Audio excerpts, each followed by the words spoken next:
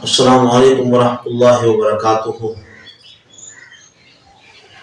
ایک سوال کے حوالے سے میں آپ سب کے سامنے حاضر ہوں۔ وہ سوال اکثر جو ہے اہل سنت و جماعت کے ساتھ سے کیا جاتا ہے، اور اکثر جو ہے جو رفع دین کرنے والے ہیں وہ رفع دین کرنے پر ہمارے جو سادہ لوگ ہوتے ہیں ان کو بڑی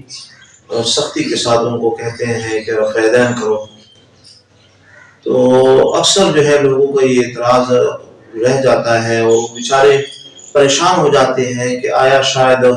رفع دین نہ کرنے پر ہمارے پاس کوئی دلیل ہے کہ نہیں ہے۔ تو جتنے بھی میرے سننے والے ہیں ان سے میں یہ گزارش کروں گا کہ جو باتیں میں کہہ رہا ہوں ان کو دلوں میں بٹھائیں، اور قیامت تک آنے والے جتنے بھی لوگ ہیں ان جو رفع دین کرنے والے ہیں ان کو میں یہ چیلنج کرتا ہوں کہ وہ کوئی بھی صحیح حدیث جو ہے کہ حضور علیہ السلام کے آخری ایام میں اور حضرت سیدنا ابوبکر صدیق اور حضرت سیدنا عمر فاروق رضی اللہ تعالیٰ عنہ کے دور کی کوئی ایسی حدیث یا ان کا عمل جو ہے دکھا دیں تو پھر ہم رفع دین کرنے پر رفع دین ہم کریں گے۔ باقی رہا یہ ان لوگوں کا یہ ہے صرف وہ ضد انا پسندی ضد کرتے ہیں اور ضد پہ ڈٹے رہتے ہیں۔ اس طرح کے متع کرنے والے وہ متع سے باز نہیں آتے۔ ہم انہیں بھی یہی کہتے ہیں کہ چونکہ متع کچھ وقت کے لیے جائز تھا، بعد میں نبی پاک علیہ السلام نے منع فرما دیا۔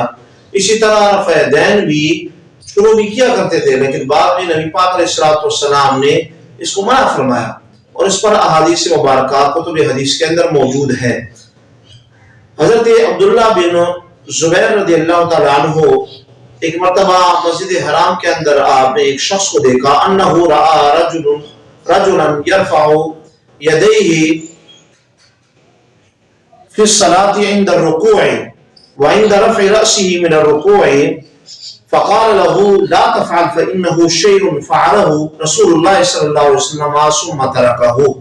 یہ حدیث مبارکہ جو ہے حضرت عبداللہ بن زبیر رضی اللہ تعالیٰ عنہ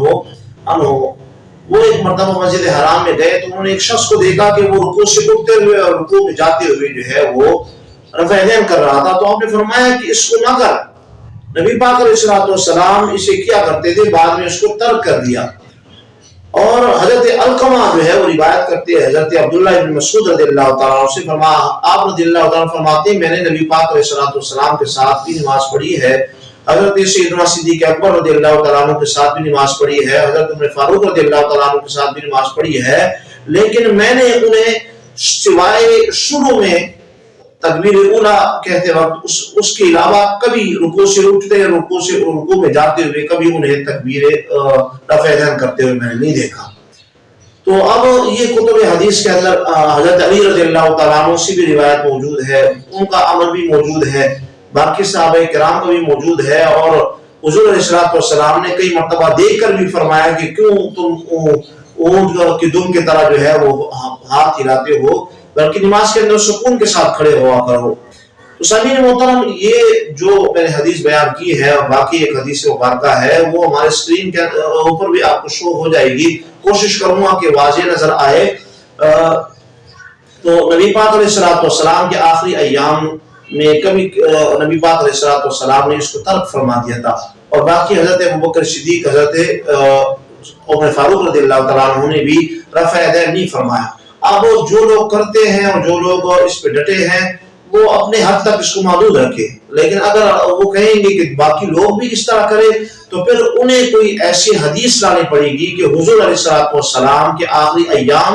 میں ایسی کوئی حدیث ہو کہ جس سے صحیح متن عربی الفاظ سے یہ واضح ہو رہا ہو کہ رفع دین کرنا جائز ہے، سنت ہے۔ باقی جو ہے یا حضرت ابوبکر صدیق حضرت فاروق کا قول جو ہے ہمیں کبھی کوئی کسی کتاب کے اندر دکھا دے، کوئی بھی نہیں موجود ہے۔ تو جس طرح قبلہ اول کا حکم منسوخ ہوا، متع کا منسوخ ہوا، اسی طرح رفع دین کا بھی منسوخ ہوا۔ تو اب ہمیں چاہیے کہ ہم جو اصل جو ہے طریقہ ہے رفع دین نہ کرنے کا اس پر عمل کریں، اور اگر خود عمل نہیں کر سکتے تو کم از کم دوسرے لوگوں کو وہ تنگ نہ کریں۔ تو میری دعا ہے ان لوگوں کے لیے کہ اللہ تعالیٰ انہیں ہدایت عطا فرمائے اور جو کر رہے ہیں اللہ تعالیٰ انہیں قیامت تک جو ہے جب تک ان کی زندگی باقی ہے ان پر استقامت عطا فرمائے. اللہ تعالیٰ جو ہے ہم سب کو دین مصطفیٰ کے مطابق اپنی زندگی گزارنے کی رب تعالیٰ میں توفیق عطا فرمائے.